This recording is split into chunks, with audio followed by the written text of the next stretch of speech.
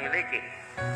Tiap anak-anak Tuhan harus bertumbuh, saudaraku, bertambah-tambah dewasa.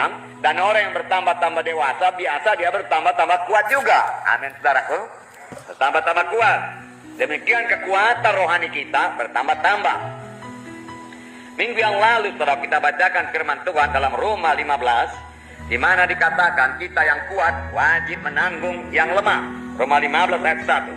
Kita yang kuat wajib menanggung kelemahan orang yang tidak kuat. Dan jangan kita mencari kesenangan kita sendiri. Jadi firman Tuhan berkata, dalam satu sidang Tuhan, ada yang kuat, ada yang tidak kuat. Ya. Jadi Tuhan membedakan. Dan firman Tuhan berkata, yang kuat ini harus menanggung yang lemah atau yang tidak kuat. Ya. Yang lemah ini, saudaraku, banyak kali berjalan dalam kehendak daging. Dia tidak berjalan dalam roh. Dan bisa saja dia menyakiti anak Tuhan yang lain. Tetapi anak Tuhan yang lain yang kuat itu segera memaafkannya. Dan kalau boleh, saudaraku, menasihatinya dengan kasih. Itulah yang dimaksud dengan ayat ini, di mana yang kuat menanggung yang lemah. Dan itu perlu, saudaraku, bagi yang lemah, saudaraku, supaya dia juga bertambah mengerti jalan Tuhan. Dan perlu bagi yang kuat, supaya dia bertambah-tambah kuat. Dan buah roh bertambah-tambah dalam dirinya. Betul, saudaraku? Ya, puji Tuhan, saudaraku. Sekali lagi di sini dikatakan dalam 1 Tesalonika 5 ayat 14, belalah orang yang lemah, dikatakan. 1 Tesalonika 5 ayat 14. Saya membacakan pada saudara. Kami juga menasihati kamu, saudara-saudara, tegurlah mereka yang hidup dengan tidak tertib, hiburlah mereka yang tawar hati, belalah mereka yang lemah, sabarlah terhadap semua orang. Ada beberapa di sini dikatakan, saudaraku, dari tugas anak-anak Tuhan yang kuat, ya, kuat rohaninya. Tegurlah mereka yang hidup dengan tidak tertib, hiburlah mereka yang tawar hati, belalah mereka yang lemah, sabarlah terhadap semua orang. Sabar terhadap semua orang, belalah yang lemah, membela yang lemah. Nah, sekarang apakah yang dimaksud Tuhan, saudaraku, dengan kuat rohaninya dan lemah rohaninya, saudaraku? Tentunya yang dimaksud bukanlah kekuatan fisik, saudara. Bukanlah kekuatan badani. Tentunya, seperti saya katakan tadi, orang yang kuat rohaninya adalah orang yang sudah dewasa juga rohaninya. Contoh seorang yang kuat rohaninya, mari kita melihat Yusuf, Perjanjian Lama, Kejadian 39. Saudaraku, Yusuf disertai oleh Tuhan. Yusuf dipanggil oleh Tuhan dengan satu panggilan yang luar biasa. Tuhan memberikan satu visi yang luar biasa kepada Yusuf melalui mimpinya. 2 kali mimpi itu diberikan Tuhan kepada Yusuf, saudaraku, dan Tuhan akan menggenapkannya. Dan Yusuf tetap berpegang pada visi yang daripada Tuhan itu.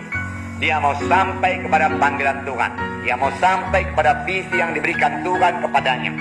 Oleh sebab itu, saudaraku, dia menyangkal dirinya.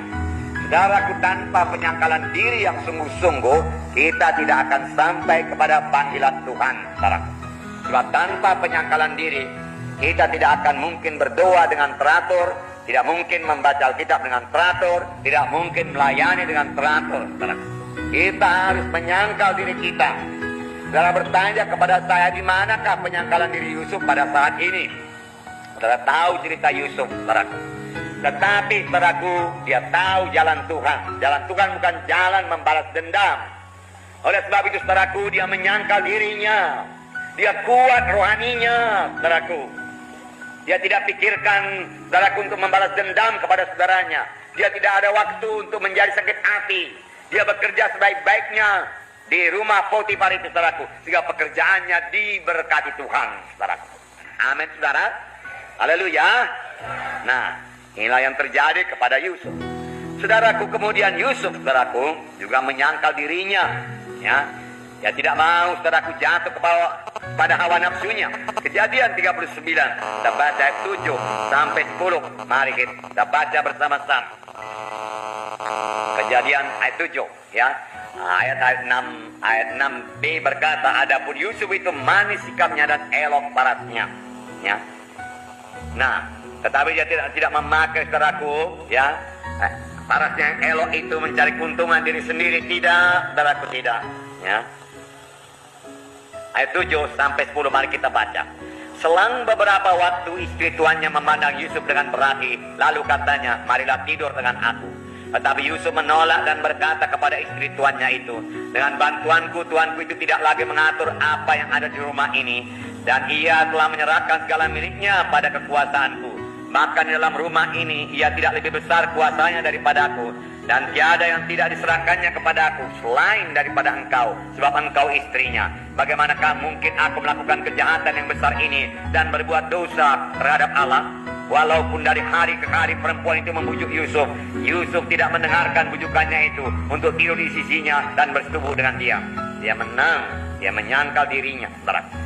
Dia berkata, tidak, tidak, tidak. Amin, saudaraku. Ya, kita juga harus berani berkata tidak kepada dosa, tidak kepada hawa nafsu, saudaraku. Tidak kepada godaan setan, berkata tidak, ya. Tidak kepada acara-acara kegelapan, saudaraku. Tegas berkata tidak, dan tidak berarti tidak, saudaraku. Tetapi saudara akan menerima aniaya, ya. Sama seperti Yusuf, tidak menjadi persoalan padanya. Mari kita lihat Kejadian 39 ayat 20, ya. Ayat 20 sampai 23. Mari kita baca lagi bersama-sama. Lalu Yusuf ditangkap oleh tuannya dan dimasukkan dalam penjara, tempat tahanan raja dikurung. Demikianlah Yusuf dipenjarakan di sana. Tapi apa yang terjadi dalam penjara? Mari kita baca. Tetapi Tuhan menyertai Yusuf dan melimpahkan kasih setianya kepadanya, dan membuat Yusuf kesayangan bagi kepala penjara itu. Sebab itu kepala penjara mempercayakan semua tahanan dalam penjara itu kepada Yusuf, dan segala pekerjaan yang harus dilakukan di situ dialah yang mengurusnya.